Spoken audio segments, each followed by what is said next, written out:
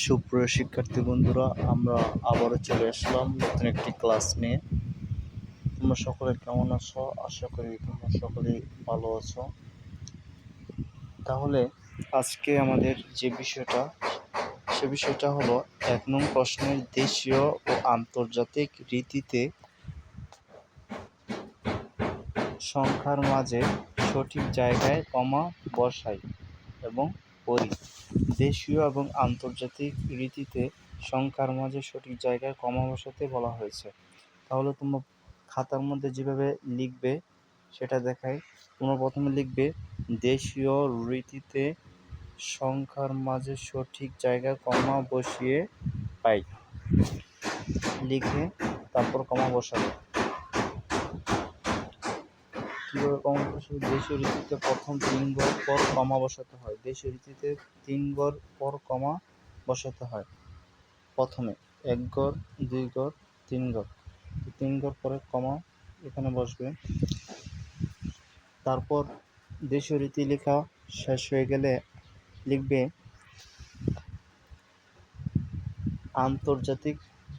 আন্তর্জাতিক রীতিতে সংখ্যার মাঝে সঠিক জায়গায় কমা বসিয়ে পাই, দিয়ে কমা দিয়ে তারপর এটা আবার লিখবে। লিখে প্রথমে ৩ ঘর গুনবে, ১ ঘর, ২ ঘর, ৩ ঘর। ৩ ঘর গণা হয়ে গেলে তারপর কমা বসাবে।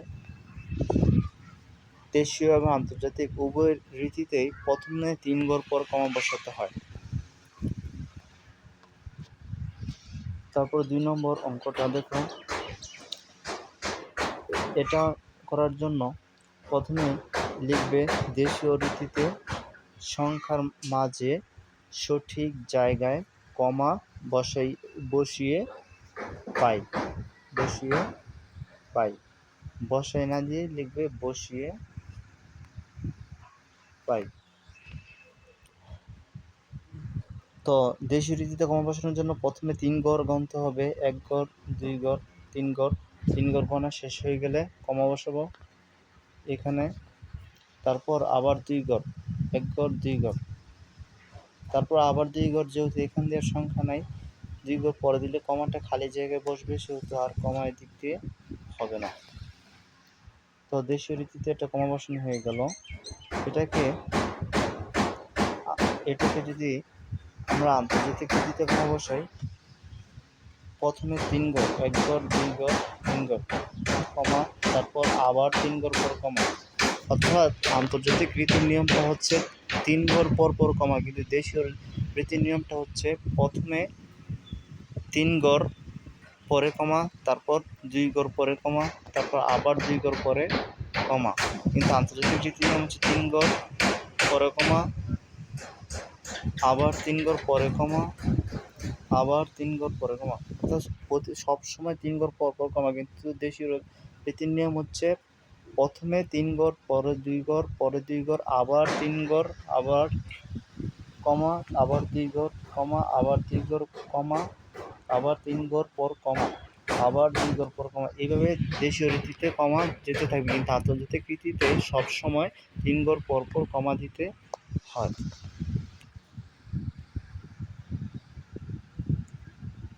তো এটাকে আন্তর্জাতিক রীতিতে কমা বসাই। ৩ ঘর গুনি ১ ঘর, ২ ঘর, ৩ ঘর। ৩ ঘর পর কমা, তারপর আবার ৩ ঘর, ১ ঘর, ২ ঘর, ৩ ঘর। ৩ ঘর পর কমা। এটাকে কমা বসানো হয়ে গেল। এখন ৩ নম্বর প্রশ্নটা আমরা কমা বসাবো দেশীয় রীতিতে। তো আমরা খাতার মধ্যে যেভাবে লিখবো দেশীয় রীতিতে সংখ্যার মাঝে সঠিক জায়গায় কমা বসিয়ে পাই। এই কথাটার ভিতরে কমা দিয়ে তারপর আমরা দেশীয় রীতিতে কমা বসাবো। গনে ১, ২, ৩। ৩টার পর কমা, তারপর ২টা, ১টা, ২টা, ২টার পর কমা, তারপর আবার ২ ঘর পর কমা। তো দেশীয় রীতিতে কমা বসানো হয়ে গেল। এখন আমরা আন্তর্জাতিক রীতিতে কমা বসাবো। লিখব খাতার মধ্যে আমরা লিখব আন্তর্জাতিক রীতিতে সংখ্যার মাঝে সঠিক জায়গায় কমা বসিয়ে পাই। তারপর কমা দিয়ে এই সংখ্যাটা লিখে ৩ ঘর গুনে কমা দিব। ১ ঘর, ২ ঘর, ৩ ঘর, কমা, ১ ঘর, দুই ঘর তিন ঘর কমা। যেহেতু আর যেহেতু আর অঙ্ক নেই, অর্থাৎ 3 অঙ্ক নেই, সেহেতু তার কমা দিব না, কমা এ পর্যন্তই থাকবে। এটা আন্তর্জাতিক রীতির ক্ষেত্রে। তারপর 4 নম্বর প্রশ্নটায় আমরা কমা বসাবো। প্রথমে দেশীয় রীতিতে কমা বসাবো। তো খাতার মধ্যে আমরা যেভাবে লিখবো, দেশীয় রীতিতে সংখ্যার মাঝে সঠিক জায়গায় কমা বসিয়ে পাই। তারপর কমা দিয়ে অঙ্কটা লিখে তারপর গণে গণে কমা দিব। 1 ঘর 2 ঘর 3 ঘর কমা, তারপর 2 ঘর, পরে যেহেতু এখান দেওয়ার সংখ্যা নেই সেহেতু কমা দিব না। এখন আমরা এটার মধ্যে আন্তর্জাতিক রীতিতে কমা বসাবো। তো খাতার মধ্যে লিখবো আন্তর্জাতিক রীতিতে সংখ্যার মাঝে সঠিক জায়গায় কমা বসিয়ে পাই। তারপর কমা দিয়ে এই সংখ্যাটা লিখে গণে গণে কমা বসাবো। 3 ঘর গণে গেলে 1 ঘর 2 ঘর 3 ঘর কমা, যেহেতু আর 3 ঘর নেই সেহেতু আর কমা দিব না, তো কমা এই পর্যন্তই। তো আমাদের 4 নম্বর পর্যন্ত প্রশ্নগুলো সমাধান হয়ে গেল। এরপর দেখি কি রয়েছে, সেই প্রশ্নের সমাধান করব আমরা এখন।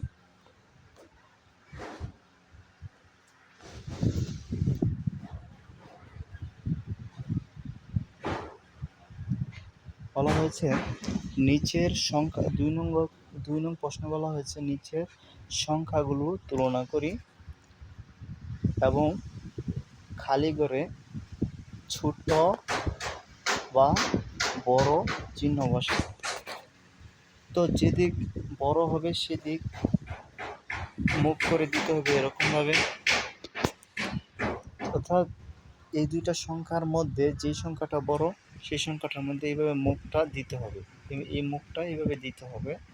তাহলে দেখি সংখ্যা বড় ছোট কিভাবে চেনা যায়। আমরা বাম দিক থেকে দুইটাই মিলিয়ে আসবো, যেটা অঙ্ক বড় সেটাই হবে বড়। এটা প্রথমে 7, এটার প্রথমে 8, তো 7 বড় না 8 বড়? 8 বড়, সেহেতু 8-এর দিকে মুখটা এভাবে করে দিতে হবে। তারপর 2 নংটা দেখি, প্রথমে আছে 7, এটার প্রথমে 7, এটার দ্বিতীয় 6, এটার দ্বিতীয় 6, এটার তৃতীয় 5, এটার তৃতীয় 9, তো 5 বড় না 9 বড়? তো 9 বড়, সেহেতু এদিকে মুক্ত করে দিতে হবে। এটার প্রথমে 4, এটার প্রথমে 4, এটার দ্বিতীয় 5, এটার দ্বিতীয় 5, এটার দ্বিতীয় 7, এটার তৃতীয় 7, এটার চতুর্থ 2, এটার চতুর্থ 2, এটার পঞ্চম 3, এটার পঞ্চম 3, এটার ষষ্ঠ 1, এটার ষষ্ঠ 6, তো বড় কোনটা? এটা বড়, তো এটার দিকে মুখ করে দিতে হবে। এটার প্রথমে 2, এটার প্রথমে 2, এটার প্রথমে 7, এটার দ্বিতীয় 7, তো দ্বিতীয় 7, কিন্তু এটার দ্বিতীয় 8, তো বড় কোনটা? এটা বড়, তো এটার দিকে চিহ্ন দিতে হবে। এটার প্রথম 6, এটাও 6, এটা 5, এটাও 5, এটা 5, এটাও 5, এটা 5, এটাও 5, কিন্তু এটা 2, এটাও 2, এটা 1, এটাও 1, এটার শেষে 2 আছে, এটার শেষে 9 আছে, তো বড় কোনটা? এটা বড়, এটার দিকে চিহ্ন দিতে হবে। এটার প্রথমে রয়েছে 3, এটার প্রথমে রয়েছে 6, তো বড় কোনটা? 6, তো 6-এর দিকে চিহ্ন দিতে হবে। আশা করি তোমরা প্রশ্নগুলো বুঝেছ। তো এখানে একটা উদাহরণে একটা প্রশ্ন বলেছে, সে প্রশ্নটা বলা হয়েছে এত ও এত এর মধ্যে কোনটি বড়? বলা হয়েছে এই দুটো সংখ্যার মধ্যে কোনটা বড়, এটা তোমাদের নির্ণয় করতে। তাহলে আমরা ওইভাবে নির্ণয় করবো। এটার প্রথমে 3 রয়েছে, এটার প্রথমে 3, এটার দ্বিতীয় 9, এটার দ্বিতীয় 7, তাহলে কি এটা বড়? না, এটা বড় হবে না। কেন বড় হবে না? দেখি তো, এটা কত? একক, দশক, শতক, হাজার, অযুত, লক্ষ। একক, দশক, শতক, হাজার, অযুত, লক্ষ। একক, দশক, শতক, হাজার, অযুত, অর্থাৎ দুইটার প্রথমে মিলিয়ে যদি দেখি একটা বড় একটা ছোট, এভাবে সবসময় নির্ণয় করা যায় না। তারপরে দেখতে হবে কোনটার মধ্যে অঙ্ক সংখ্যা বেশি। এটার প্রথমে 3 আছে, এটার প্রথমে 3 আছে, এটার দ্বিতীয় 9, এটার দ্বিতীয় 7, আমার ওই হিসাবে এটাই কিন্তু বড় হওয়ার কথা, কিন্তু এটা বড় হবে না। কেন? কারণ এটার মধ্যে অঙ্ক সংখ্যা রয়েছে 5টি আর এটার মধ্যে অঙ্ক সংখ্যা রয়েছে 6টি। যেহেতু অঙ্ক যেটার মধ্যে বেশি সেটাই বড়, সেহেতু এটাই বড় হবে, এটা বড় হবে না, কারণ এটার অঙ্ক সংখ্যা কম। যদিও এটার দ্বিতীয় 9 রয়েছে, এটার দ্বিতীয় 7 রয়েছে, তবু দ্বিতীয়টাই হবে বড়। তারপর আমরা দেখি কি অঙ্ক রয়েছে, তারপর অঙ্কগুলো আমরা সমাধান করব।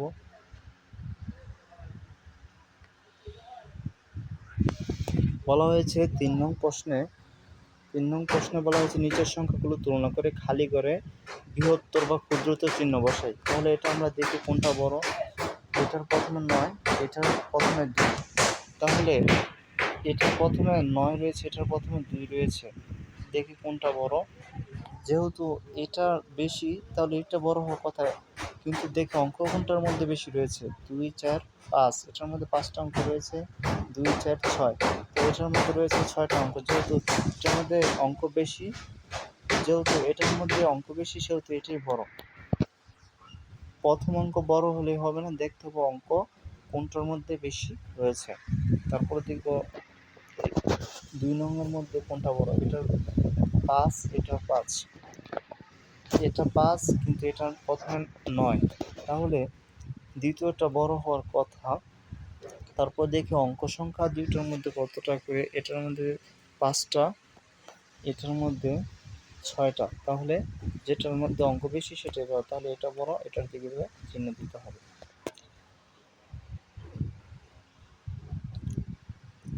3 নং প্রশ্নটা দেখি কোনটা বড়। এটার প্রথমে 1, এটার প্রথমে 1, এটা 2টা শূন্য, এটা 3টা শূন্য,